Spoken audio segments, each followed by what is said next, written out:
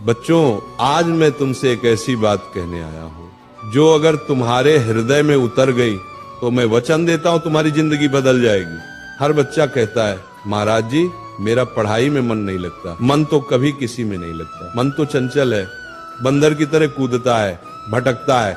उसे पकड़ना ही साधना है और वही साधना स्टडी कहलाती है। पर आज मैं तुम्हें 3 ऐसे सूत्र दूंगा जो अगर तुमने अपनाए तो मन भी वश में होगा और सफलता तुम्हारे चरण चूमेगी। लेकिन एक शर्त है, जो मैं कहूंगा उसे सुनना ही नहीं, जीना भी होगा।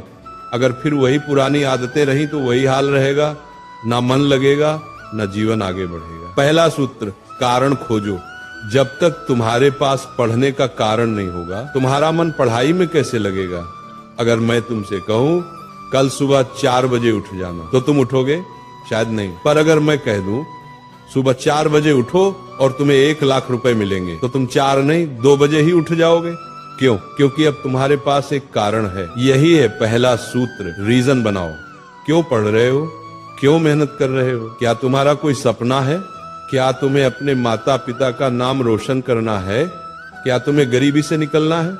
जिस दिन तुम्हें अपने आप को पता चल गया, उस दिन से अपने आप रास्ता दिखने लगेगा। फिर न तो आलस रहेगा न मन का बहाना। फिर किताबें भी तुम्हें आकर्षित लगेंगी, क्योंकि अब तुम्हारे भीतर आग जल चुकी होगी। मुझे कुछ बनना है।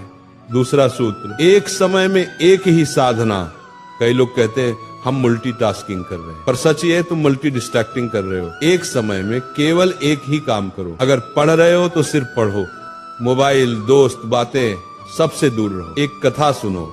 एक व्यक्ति ने 100 जगह 1-1 फुट का गड्ढा खोदा और एक ने एक ही जगह 100 फुट का। पहले वाले को पानी नहीं मिला, दूसरे को स्रोत मिल गया। यही पढ़ाई में होता है। तुम रोज थोड़ा थोड़ा कई जगह ध्यान बांटते हो और कहते हो परिणाम नहीं आ रहे।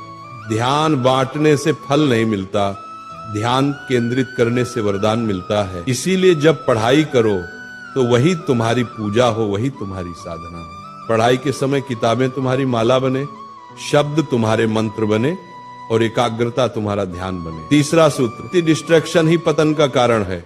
आज मनुष्य अपने शत्रु से नहीं, अपने मोबाइल फोन से हार रहा है। कभी विचार करो, मोबाइल तुम्हारे काम के लिए बना है या तुम मोबाइल के गुलाम बन गए हो? स्क्रीन छोटी है पर जाल बहुत बड़ा है। तुम कहते हो थोड़ा रिलैक्स करने चला था और वो थोड़ा 3 घंटे का टाइम पास बन जाता है। फिर तुम कहते हो मेरा मन पढ़ाई में नहीं लगता। मन कैसे लगेगा? जहां ध्यान होगा वहीं ऊर्जा बहेगी। और अगर ध्यान सोशल मीडिया में बहा दोगे तो ज्ञान कहां से आएगा? मोबाइल बुरा नहीं, पर अगर तुम उसका उपयोग साधन की तरह करो तो वो